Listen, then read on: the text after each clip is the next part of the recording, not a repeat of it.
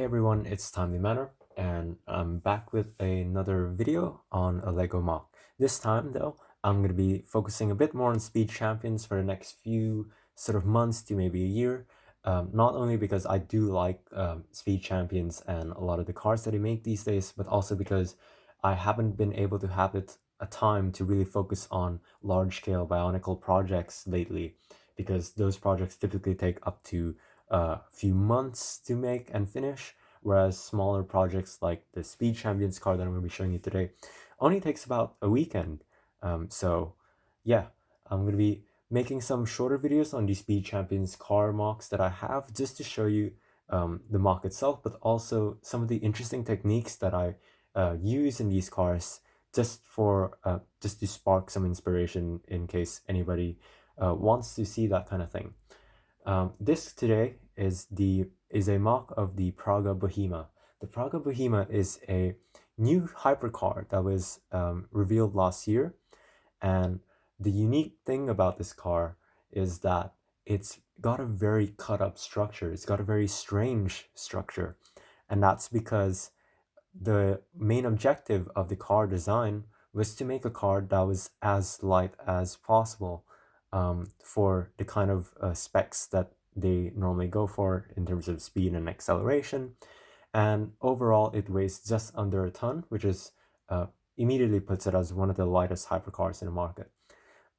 It's got a really narrow cockpit as well, and it actually, in real life, it does fit two people, but they actually had to stagger the seats of the two people who can sit in there a little bit.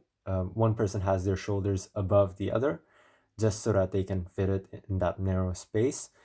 But I think it just gives it such a unique look that I really wanted to represent that in a Lego mock in my car collection, which is only 3 cars at the moment. But anyway, so after I saw the Praga Bohema, at first I didn't really like it, but then it sort of grew on me, and I realized that the sort of flagship model that they have, which is blue, is a similar blue to the McLaren Senna. So not Senna, sorry, the McLaren Elva set that was released a year or two ago.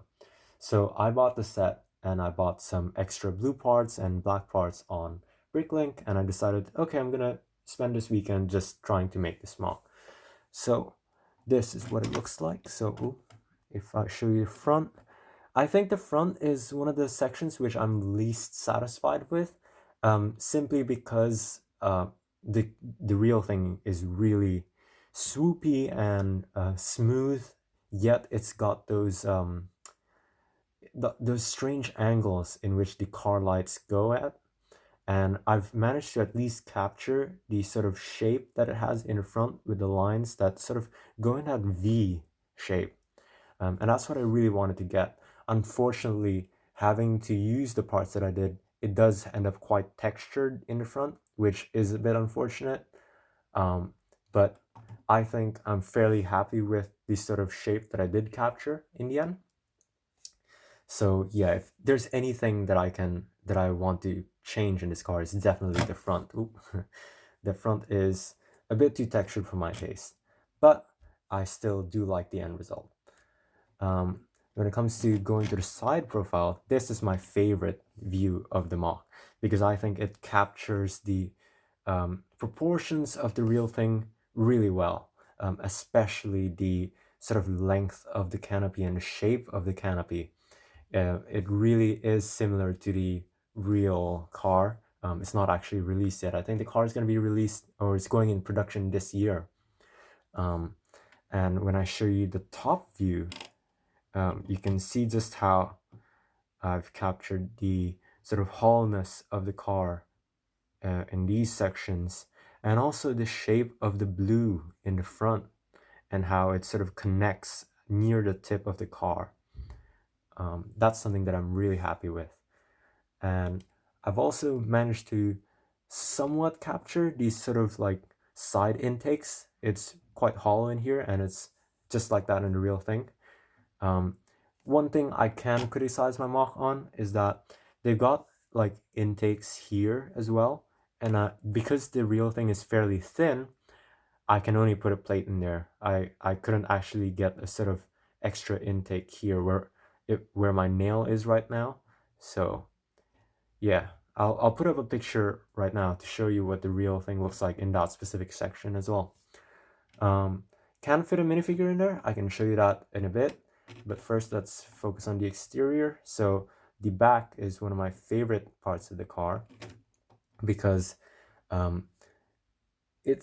there's an interesting technique that I use here to get the candle pieces as close to each other as possible.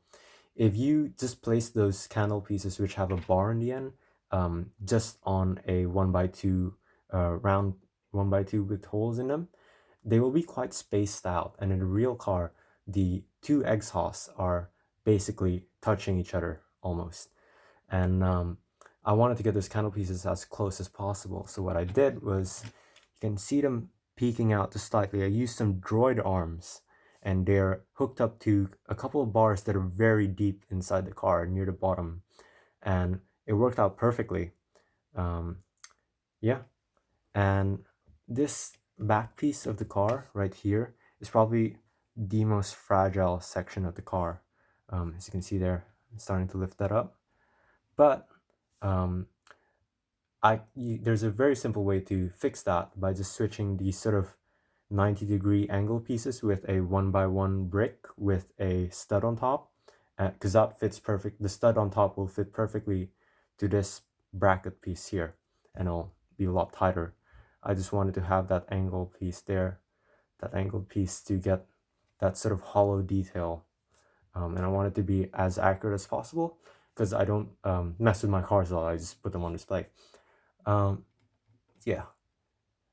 Another really nice section that I like is the top of the canopy has that intake, which is really thin, and the intake goes all the way to the back and the exhaust, and I managed to capture that quite well. If you look at the real car, which again, I'll show you a picture now, it's quite similar in terms of the shape that I captured and the real one, and I'm really happy with that.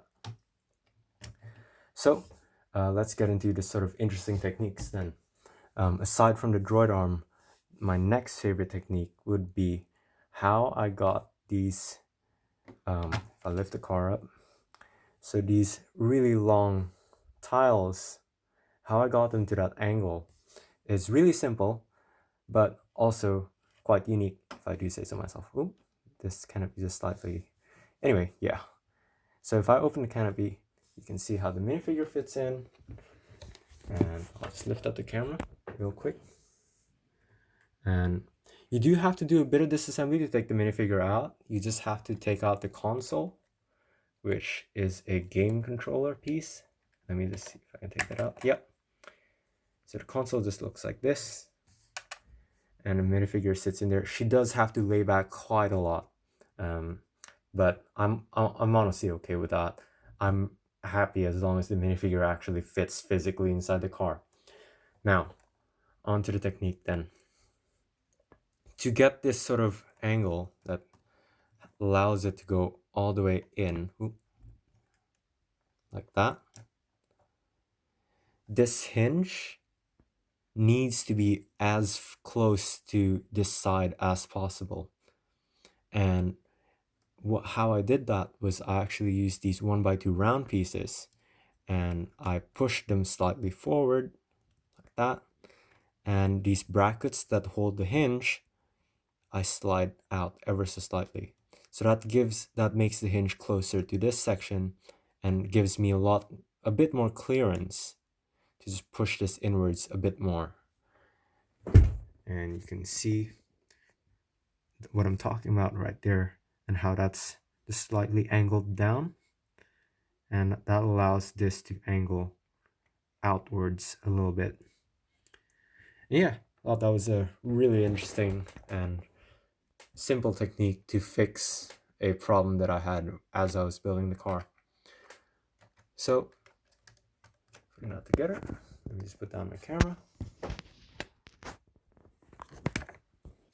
Yeah. Overall, it took me about a weekend just to make this car, and I'm honestly really surprised by how happy I am with how it came out. So that's the video. You can see more pictures of this car on my Instagram, as usual, where I post most of my pictures and my content. And I'll try to keep these videos shorter and shorter and just focus on the really interesting building techniques that I've used.